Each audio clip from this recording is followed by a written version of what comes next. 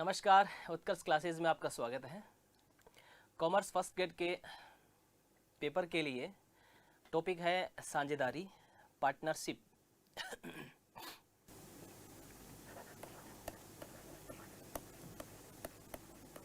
साझेदारी, पार्टनरशिप, सामान्य परिचय, सामान्य परिचय।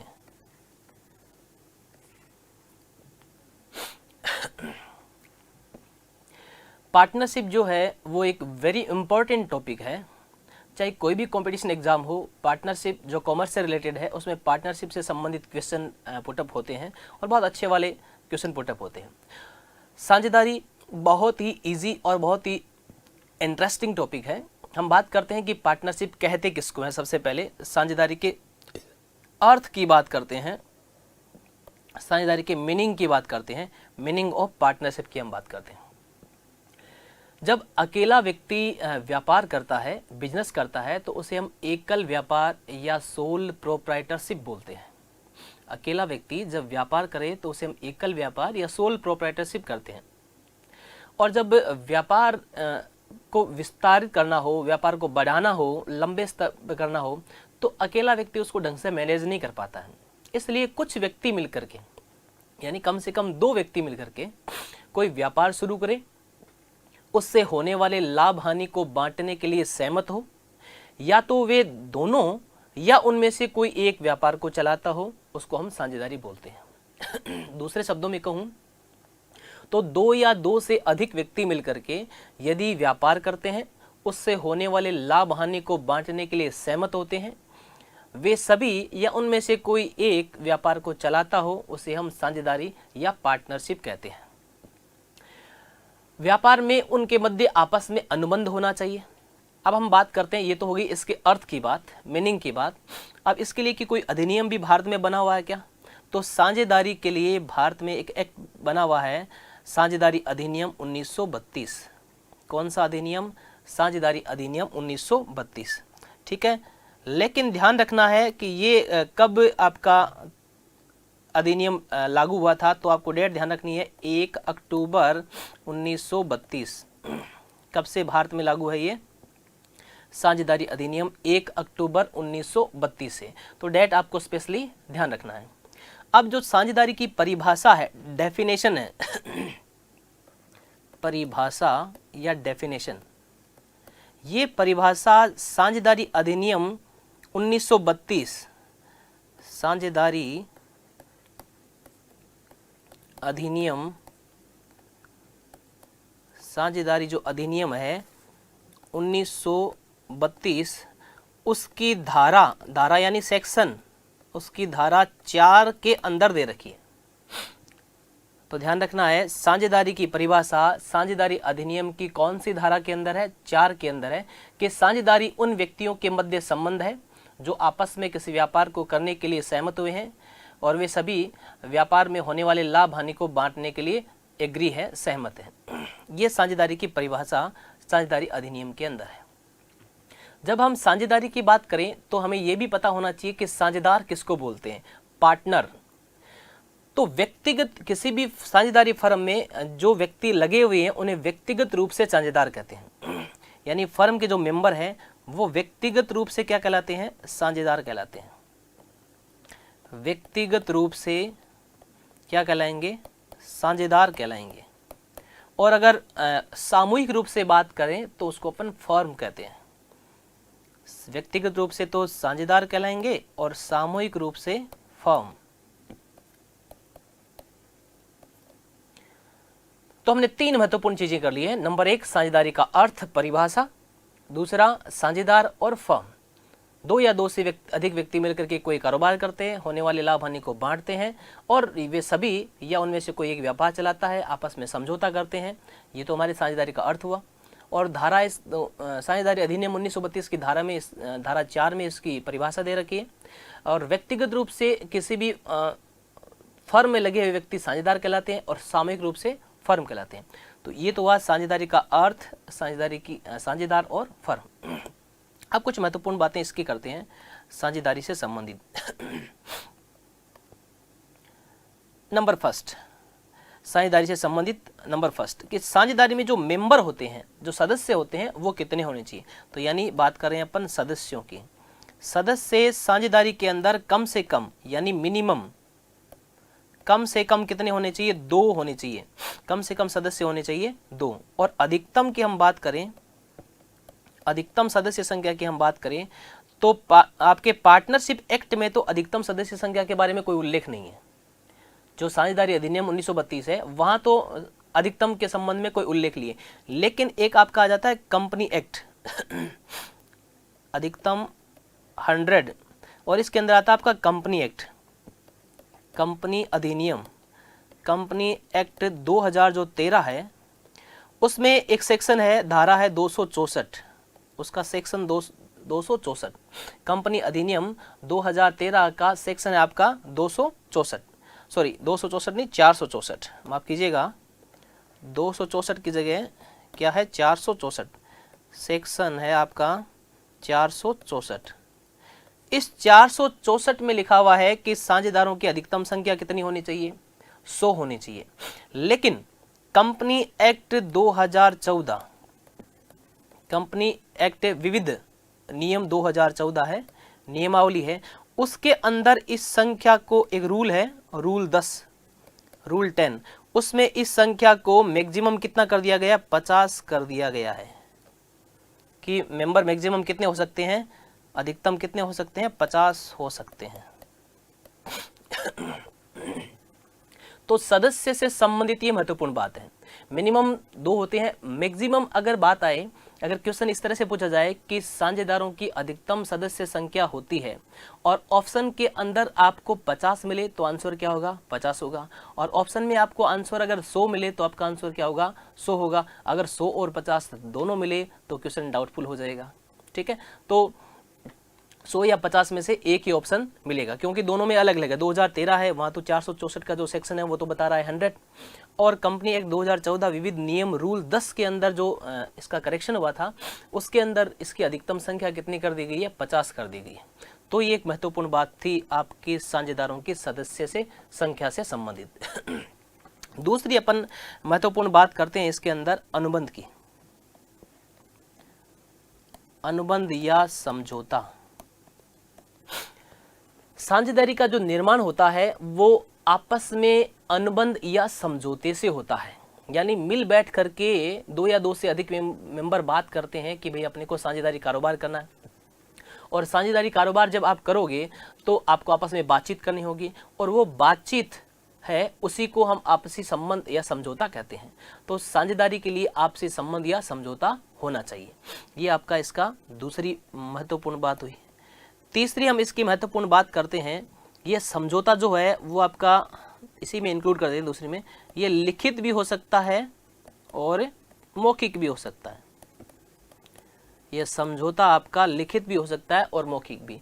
बेटर कौन सा रहेगा, बेटर रहेगा आपका लिखित वाला, ताकि कोई भी विवाद होने की संभावना नहीं रहे।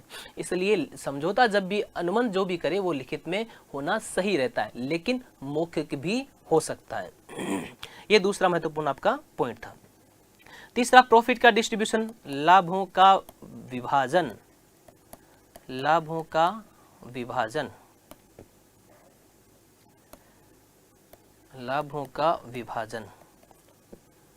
साझेदारी के अंदर लाभों का विभाजन होना चाहिए। बिना लाभ के या बिना लाभ के उद्देश्य से पार्टनरशिप नहीं की जाती है।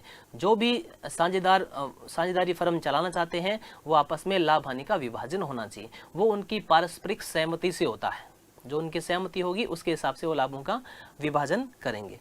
लाभों के विभाजन के बाद में आपकी बात है असीमित दायित्व, असीमित दायित्व, जिसको हम बोलते हैं अनलिमिटेड लायबिलिटी। साझेदारी फर्म के अंदर साझेदारों का जो दायित्व होता है वो असीमित होता है, और असीमित का मतलब ये है अगर लेनदारों को भुगतान करने में फर्म की संपत्तियां कम पड़ जाती है, लेनदारों को भुगतान करने में अगर फर्म की संपत्तियां कम पड़ जाती है तो साझेदार को अपनी व्यक्तिगत संपत्तियों को बेचकर भी भुगतान करना पड़ेगा। इसको बोलते हैं असीमित दायित्व। तो क्लियर। तो साझेदारी के अंदर साझेदारों का जो दायित्व होता है वो क्या होता है, असीमित होता है। नेक्स्ट हम इसकी बात करते हैं पंजीयन। पंजीयन यानी रजिस्ट्रेशन। साझेदारी अधिनियम जो 1932 है उसके अंदर रजिस्ट्रेशन करवाना अनिवार्य नहीं है।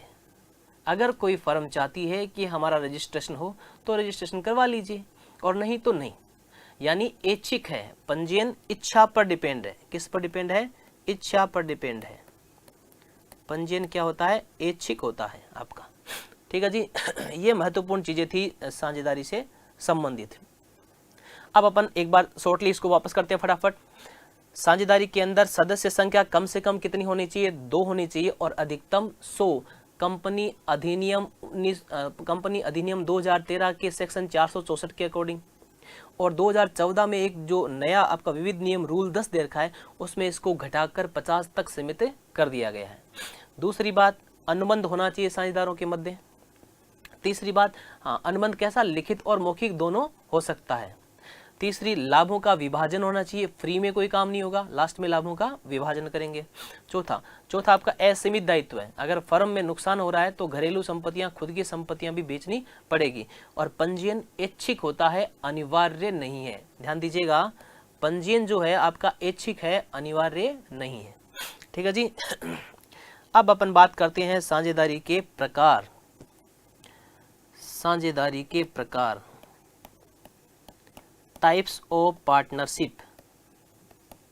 साझेदारी के प्रकार, टाइप्स ऑफ पार्टनरशिप। सबसे पहले अपन बात करते हैं नंबर 1 जो साझेदारी का प्रकार है वो है आपका दायित्व के आधार पर। दूसरा अपन बात कर रहे हैं समय के आधार पर। तीसरी अपन बात कर रहे हैं उद्देश्य के आधार पर। और चौथा है वैधता के आधार पर। वैधता के आधार पर ये साझेदारी के अपन प्रकार है।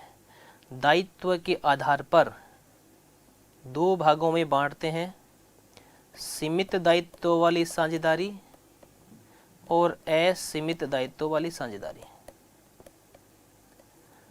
दायित्व के पे सीमित और असीमित। समय के आधार पर 2 भागों में बांटते हैं अपन, निश्चितकालीन। निश्चितकालीन यानी इसका काल या समय क्या होगा, निश्चित होगा। और अनिश्चितकालीन जिसका काल यानी समय निश्चित नहीं हो। उसके बाद में उद्देश्य वाली।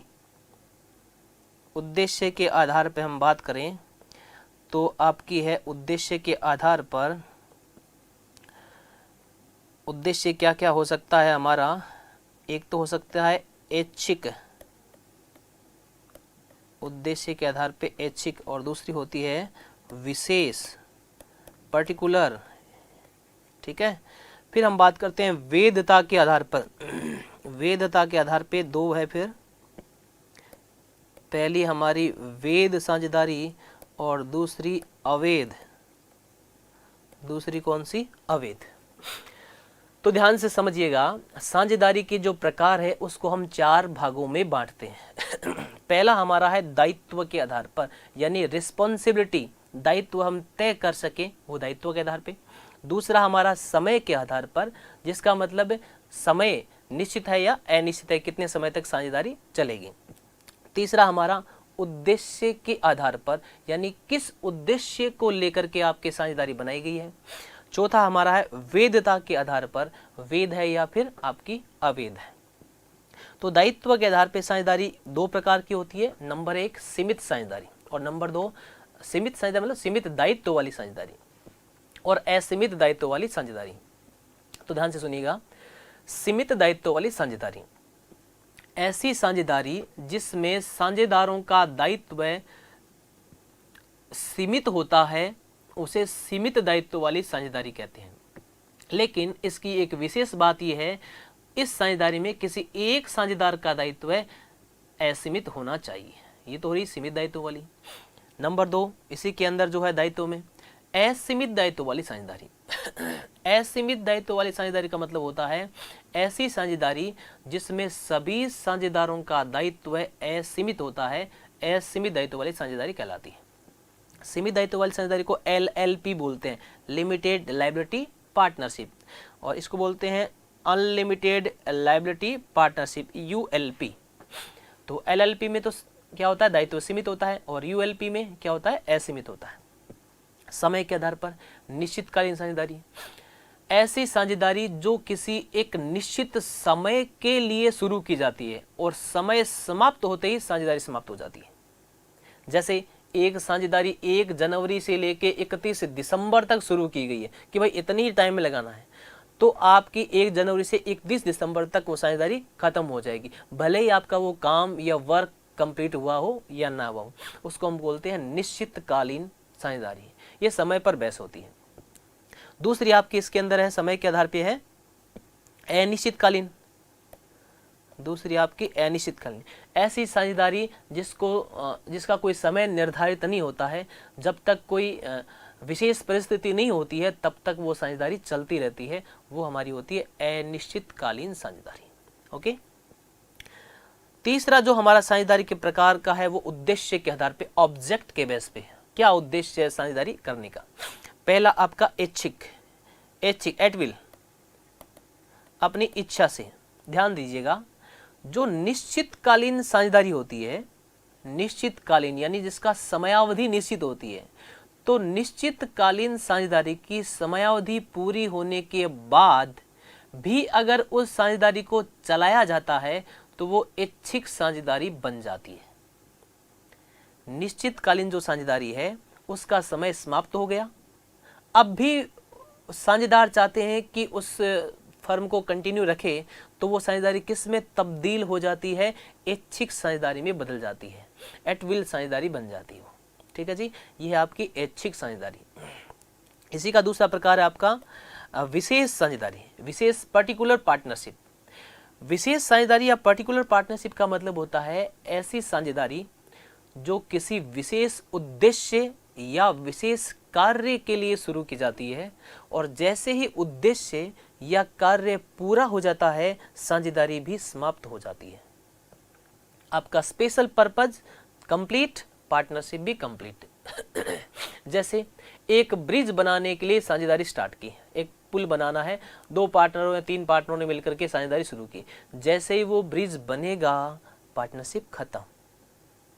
1-2 व्यक्तियों ने मिलके, जो कॉन्ट्रैक्टर थे, उन्होंने एक बिल्डिंग, एक बढ़िया सी बिल्डिंग बनाने शुरू की, जैसे ही बिल्डिंग बनेगी पार्टनरशिप खत्म। यानी विशेष उद्देश्य या कार्य के होते ही साझेदारी समाप्त हो जाए उसको हम क्या बोलते हैं, विशेष साझेदारी बोलते हैं। क्लियर? और चौथा हमारी वैधता के आधार पे, चौथी साझेदारी का हमारा जो प्रकार है वो क्या है, वैधता के आधार पर। वैधता के आधार पर कितनी है, नंबर 1 वैध साझेदारी, और नंबर 2 हमारी जो क्या है, अवैध साझेदारी। पहले हम बात करते हैं वैध साझेदारी की। ऐसी साझेदारी जो देश में प्रचलित नियमों के अनुसार चलती है, जो देश में रूल बने हुए हैं उसके हिसाब से अगर चलती है, उन नियमों को मानती है, तो उसको वैध साझेदारी बोलते हैं।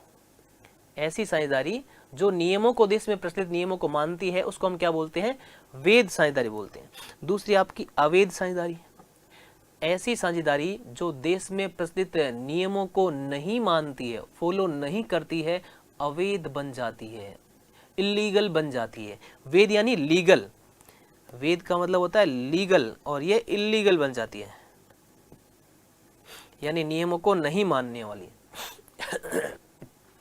कोई साझेदारी अवैध कब हो सकती है, अगर उसकी सदस्य संख्या 2 से कम और जो 100 और 50 बताई गई उससे ज्यादा हो जाए, अगर किसी शत्रु राष्ट्र का नागरिक साझेदार हो जाए, अगर साझेदारी का काम राष्ट्रीय और अंतर्राष्ट्रीय नीति के विरुद्ध हो जाए, तो ऐसी कुछ परिस्थितियां हैं जिसकी वजह से साझेदारी को अवैध घोषित कर दिया जाता है। तो ये आपके थे साझेदारी के प्रकार, दायित्व के आधार पर, समय के आधार पर, उद्देश्य के आधार पर और वैधता के आधार पर। ठीक है जी। दायित्व के आधार पर सीमित और असीमित वाली साझेदारी, समय के आधार पर निश्चित और अनिश्चित, और उद्देश्य के आधार पर ऐच्छिक और विशेष, वैधता के आधार पर वैध और अवैध। और इसमें ध्यान क्या रखना है, ऐच्छिक साझेदारी कौन सी होती है, जो निश्चितकालीन होती है ना, वही समयावधि समाप्त होने के बाद में अगर लगातार जारी रहती है तो क्या बन जाती है, ऐच्छिक साझेदारी बन जाती है। तो साझेदारी का अर्थ, साझेदारी के महत्वपूर्ण पॉइंट, साझेदारी के प्रकार, आई होप आप सभी को बहुत अच्छे से क्लियर हो गया होगा। अब हम अगला टॉपिक इसी चैप्टर का है, साझेदारी का ही अपन लेते हैं, साझेदारी संलेख। साझेदारी संलेख, साझेदारी संलेख, जिसको हम बोलते हैं पार्टनरशिप डीड, पार्टनरशिप डीड, साझेदारी संलेख। साझेदारी संलेख किसको बोलते हैं? देखो, जब पार्टनरशिप शुरू की जाती है, जो भी लोग बिजनेस करते हैं शुरू में उनके बहुत अच्छे रिलेशन होते हैं, बहुत अच्छे मित्र मंडली होते हैं, लेकिन कहते हैं ना कि पैसा ऐसा है जो बड़े बड़ों के रिश्ते खराब कर देता है। तो ऐसा ही साझेदारी में हो जाता है। अगर आपने साझेदारी शुरू की है और उसके अंदर कोई नियम बनाया है, कोई रूल बनाया है, कुछ भी लिखा है एक पेपर पर कि भाई ये होगा, हमारी पूंजी जो लगाई है उस पर ब्याज इतना मिलेगा, आहरण करते हैं तो उस पर ब्याज की रेट ये रहेगी, है ना। अगर सुबह से शाम तक कोई व्यापार में रहता है, काम करता है बढ़िया तरीके से, तो उसको वेतन दिया जाएगा। इस तरह की बातें अगर किसी भी प्रपत्र पर या पेपर पर लिख देते हैं, उसे साझेदारी संलेख कहते हैं। अगर दूसरे शब्दों में कहूं तो साझेदारी से संबंधित बातें जिस भी प्रपत्र पर लिख दी जाती है उसे साझेदारी संलेख कहते हैं। ये मौखिक भी हो सकता है, यानी जो साझेदारी से संबंधित बातें हैं वो मौखिक भी हो सकता है, लेकिन लिखित ज़्यादा अच्छा रहता है। तो साझेदारी संलेख का मतलब क्या होता है, साझेदारों के मध्य जो समझौता होता है, साझेदारों के मध्य जो बातचीत होती है, उसको किसी भी पेपर पर किसी भी जगह लिखना साझेदारी संलेख कहलाता है। और ये मौखिक भी हो सकता है, जरूरी नहीं है रिटर्न में ही हो। तो ध्यान दीजिएगा, साझेदारी का जो समझौता है, आपसी समझौता इसको मैं कह सकता हूं, आपसी समझौता, आपस में जो उन्होंने समझौता किया है वो साझेदारी संलेख है। ये कैसा होना चाहिए, लिखित में होना चाहिए, और कैसा भी हो सकता है, मौखिक भी हो सकता है। आपसी समझौता हो, आपस में समझौता होना चाहिए कैसे, लिखित में, लेकिन हो सकता है कैसा, लिखित में भी हो सकता है। क्या साझेदारी संलेख बनाना अनिवार्य है?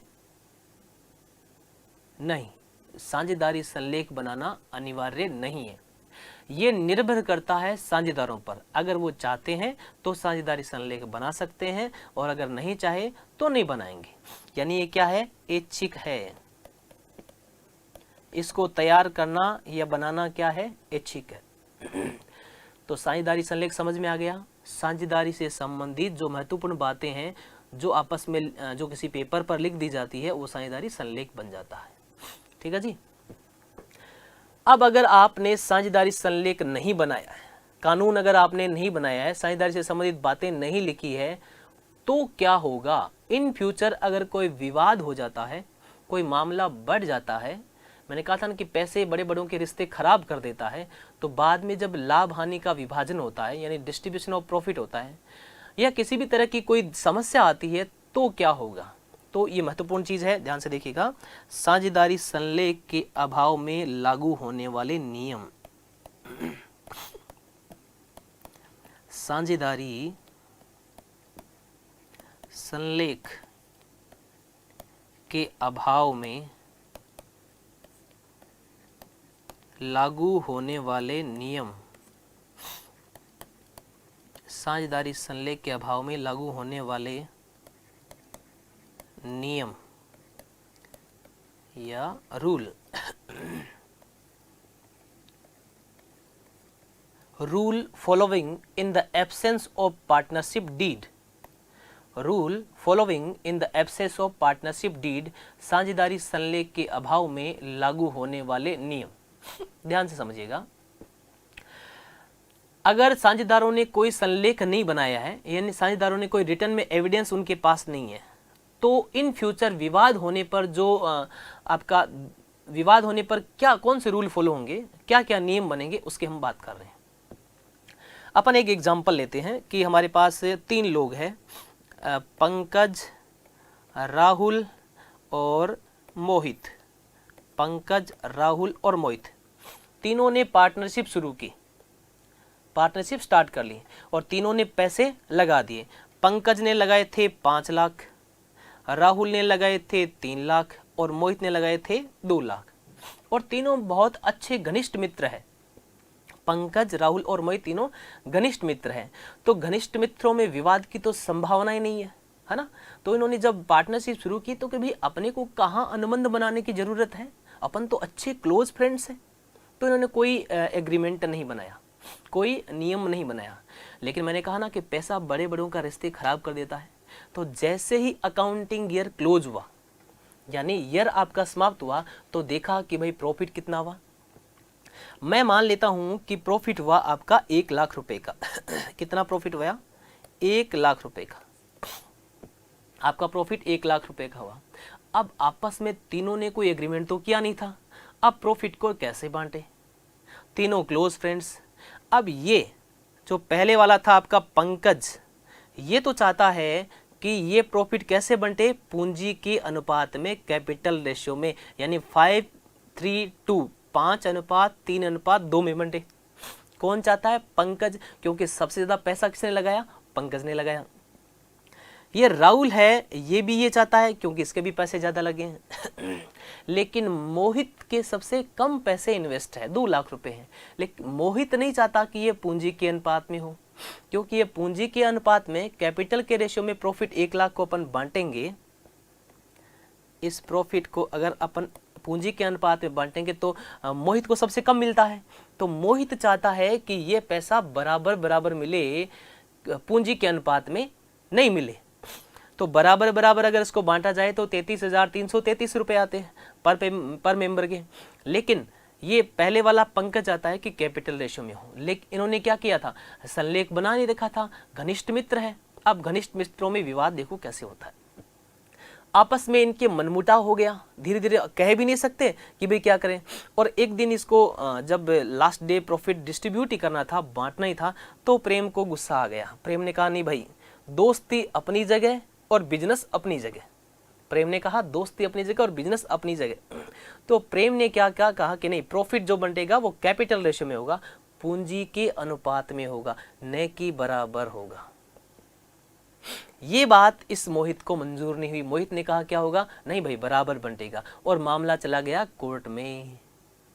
तो कोर्ट क्या डिसीजन देगा? नंबर फर्स्ट, अगर आपने कोई रूल नहीं बना रखा है तो जो प्रॉफिट या लॉस का डिस्ट्रीब्यूशन है, प्रॉफिट या लॉस का डिस्ट्रीब्यूशन यानी विभाजन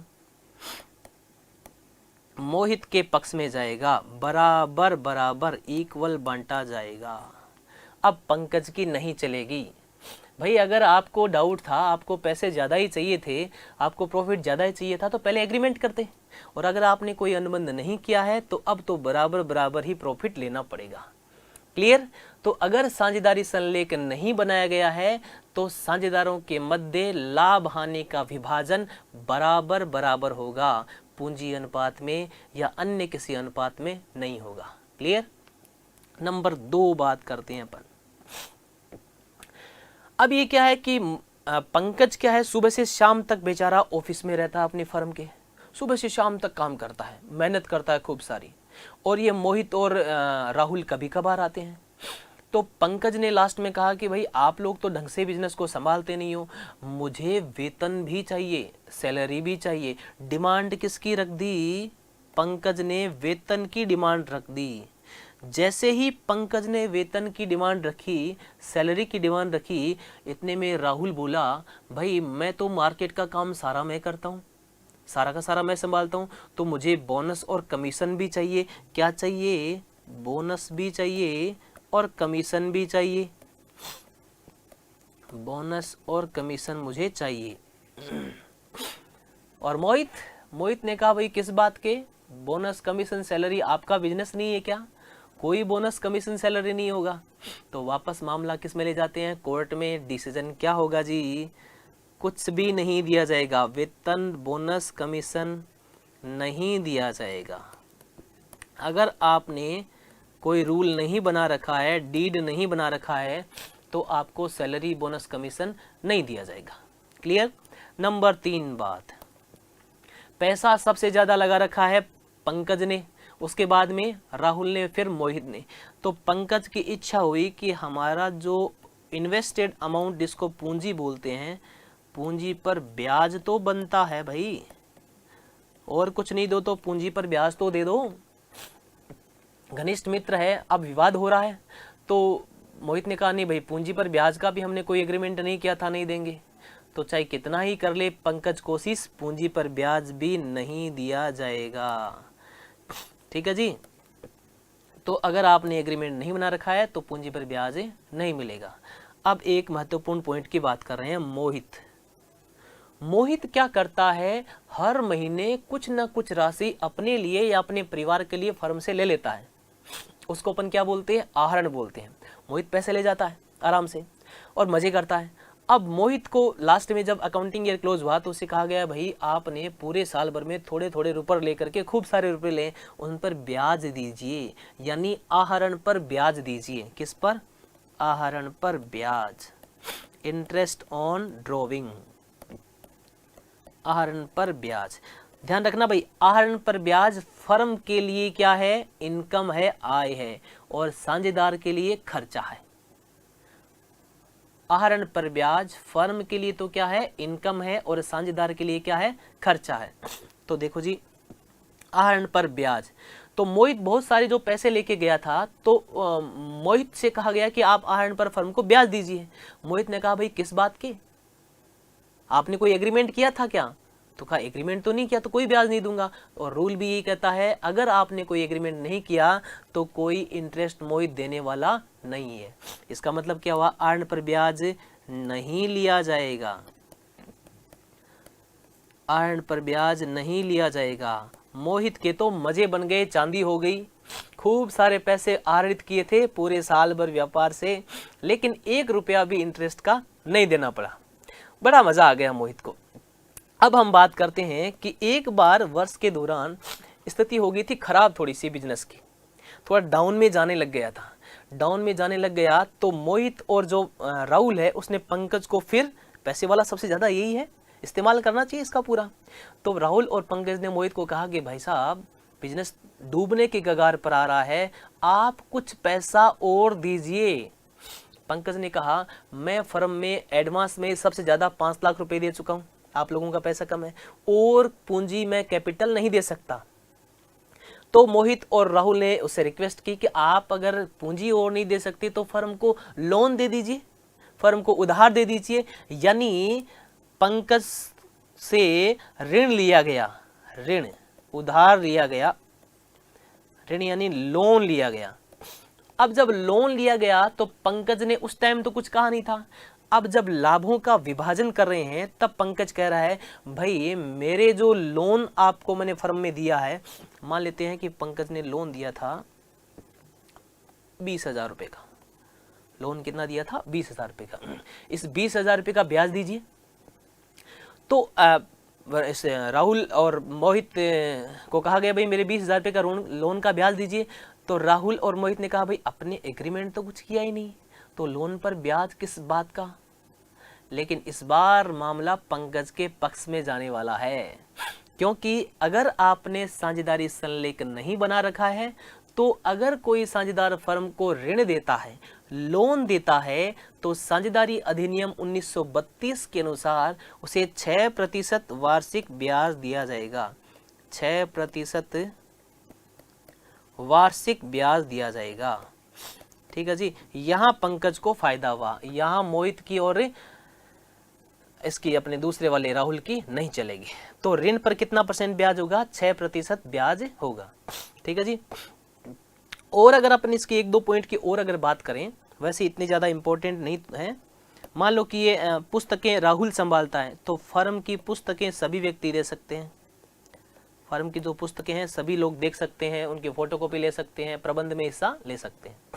तो ये सारी जो चीजें थी ये थी साझेदारी संलेख के अभाव में लागू होने वाले नियम। आई होप आप सभी को अच्छे से समझ आ गए होगा।